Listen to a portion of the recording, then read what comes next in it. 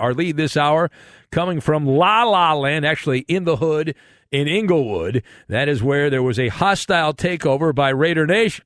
So, did that result in good times for the Raiders, having all that silver and black in the opposing stadium, the Chargers' home stadium, the debut of Josh McDaniels as the new head coach of the Raiders? And there he was, decked out in silver and black in a real game. More importantly, this was the start of the Davante Adams era, his first appearance in a real game. He had a couple of big-name pickups on defense, at least one. So that was the setup. Divisional game, Raiders and Chargers, big matchup. Did you watch? Maybe not. Well, here's what you missed. Justin Herbert went for almost 280 yards. He had passing for 279 total yards. 2 touchdowns. Chargers get the win, 24-19 over Vegas. But the better story here is in the losing locker room. You know how we roll in these parts. So how do you grade the Raiders' performance against the Chargers? So on the Maller report card, the Raiders get, and I'll be fair here, I don't have any skin in the game on this. The Raiders get an F on the Maller report card. They get an F in this game. I've got time capsule, pre-existing condition, and kitchen table. And we'll combine all of these random things together, and we're going to make a Nerf football is what we're going to make because there's one for some reason here in the studio. So, number one. The Raiders, did they get blown off the field? No. Is it true the Raiders had a chance to win the game late? Yes. It is absolutely true. The Raiders started on their first possession. They had a 14-play, 70-yard drive. Had 4 first downs, matriculating the ball down the field. But then it fizzled, and they ended up getting a field goal out of it. Not good enough. Got to do better. So they end up down 17-3 at halftime. The silver and black, they worked their way back from the abyss. They had the ball in the fourth quarter, a chance to go down and take the lead. Matriculate the ball down the field, get a touchdown, take the lead. However, the Raiders obviously failed. They didn't win the game here, but this was supposed to be a big deal. This is supposed to validate. This game was going to validate that all those big moves you see right away. You don't have to wait 6 or 7 games. Right away, these aren't your daddy's Raiders. And Josh McDaniels taking over, the new sheriff in town, and he's going to bring that Patriot mentality, disciplined Raider football. Guess what? The Raider performance was direct out of a time capsule. It was reminiscent of so many other Raider teams we've seen. It was symbolic of what the Raiders have served up for over a decade. And that's the Raiders. I mean, blah football. They scored 19 points. The defense, while they gave up 24, which is a workable number, it's not like they slowed down Herbert and the Charger offense. He averaged over 8 yards per pass attempt and ends up with the touchdowns and the 0 interceptions and all that and completed almost 80% of his passes. That's top-shelf quarterback play. And the Raiders, some of the chatter before the season was this is going to be a really good defense. Maybe it will be a really good defense, but they did not stop the Chargers. The opening act, you got to go back and redo the script because that didn't quite work out the way you had anticipated it was going to work out for the Raiders in this game. Now, page 2, what is the level of concern for Derek Carr? Because that's really the story here. It's not so much the Raiders lost, but it's how they lost. So on the Maller scale of concern, 1 to 10, with 10 being bottom of the barrel for the Raiders quarterback, Mr. Carr, we are an 8.5. 8.5. I'll tell you what. Right. Davante Adams, you told me this. I took calls. I got emails from Raider fans. I met some of you at that Maller meet and greet. You told me. Magic potion. Davante Adams. That Derek Carr... Same deal. You told me in my face, you said, Stafford, and he got a great receiver in Cooper Kupp, and look at him take off.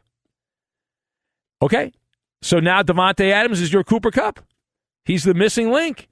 You told me this. All the issues that Carr had in those previous years were going to vanish into thin air. All the criticisms.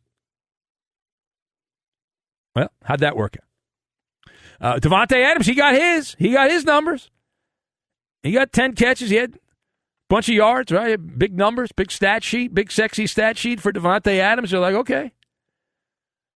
Did you really expect, could Davante Adams do any more than that? Realistically.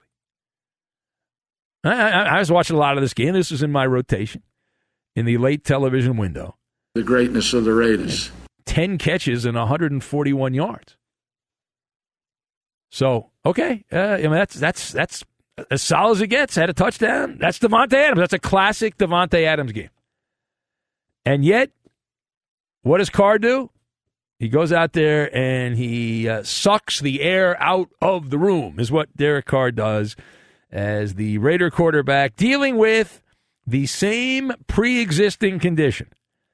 Derek Carr is a klutz. Underwhelming, aesthetically challenged, bedraggled, any way you want to slice it, right? Inconsistency.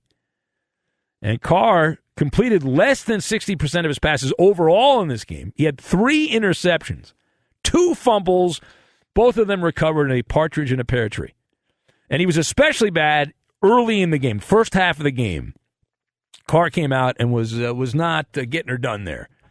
In fact, his passer rating at halftime was below 50. In the second half, he played a little bit better, but the damage had been done, and the Raiders were playing uphill by that particular point. All right, final point for us. What is the outlook now on the other side for the Bolts? The better story is with the Raiders because they had all these high expectations, and the train went off the tracks in week 1. But for the Chargers here, nobody's talking up the Chargers. You know anybody talks up the Chargers? I don't. Maybe Matt Money Smith, my buddy does the show with Petros. Maybe him, but I mean, for the Chargers, this was a great opening scene. This was setting the kitchen table, divisional game. You're ready for a big meal. You got the fork out. You got the napkin. You're ready to go. You got the all the sauces, getting saucy. You got all that. And put the Raiders in their place. And Brandon Staley has to be very pleased there. The Chargers got it done on both sides of the ball. Justin Herbert was click-a-licking. And the defense, coached by Joe Lombardi and Brandon Staley, confused the Raiders for much of that game. Khalil Mack, you got to enjoy this because he'll be hurt by week 5 or 6. But right now, Khalil Mack's as good as he's ever been. For now, all over the field. 5 tackles, 6 combined tackles, 3 sacks, 3 tackles for loss, forced fumble. He was all over. And him and Bosa, a ball of fire for the Chargers defensively. The Chargers defense combined for 6 sacks. They had 9 quarterback hits, 3 forced fumbles, 3 interceptions. And yet there's still room to improve if you're the Chargers. They got a quick week, quick turnaround. They play the Chiefs. And so some people are like, well, the first game of the year, they're playing the Raiders, and they got to go on right to Kansas City after that. Short week. They're not going to come out. Chargers aren't going to play well. They played very well. And they never got Austin Eckler going. I thought Eckler was going to be running all over the place and destroy the Raiders, but he was rather quiet.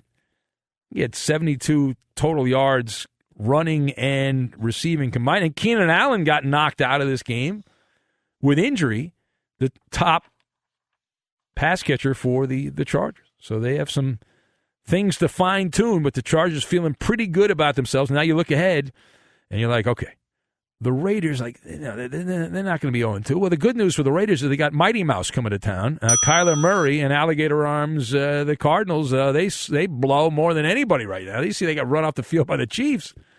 So that should be a nice tonic for the Raiders. We'll see if that is indeed the case. And the Chargers, we mentioned, they go to play at Arrowhead. And Carr, though, that underlying pre-existing condition there for Derek Carr, the 3 interceptions, a couple of fumbles, although they were recovered by the Raiders. Here is Derek Carr talking about all of those brain farts, all of them. I'll be better about making too aggressive decisions when I don't have to. You know, that's really what it came down to. All right. Is me forcing the ball to my guys and in moments where I didn't need to. Yeah. But isn't that what you've done your entire career? So why would it be any different? It's not like you're a rookie or a second-year player. You've been around a long time. All right, here's more from Carr, and he's about to smooch all over Davante Adams, his first real game since college with Davante Adams, and apparently Carr, he's loving it. First play, I go right to him, you know, and It wasn't like some big celebration. You know, it was just like, all right, well, next time, you know, next one. You know, I've thrown him thousands of footballs in my life. And so it's exciting to play with him, but he'll tell you, like, we just want to win. I just want to win. I would like to win. I want winners. That's what I want. That's what I say before every show. I tell these guys, I give them a pep talk. Do I not give you guys a pep talk? I want to win. I want winners. Winners. That's right. I want people that want to win. Damn right. Absolutely correct.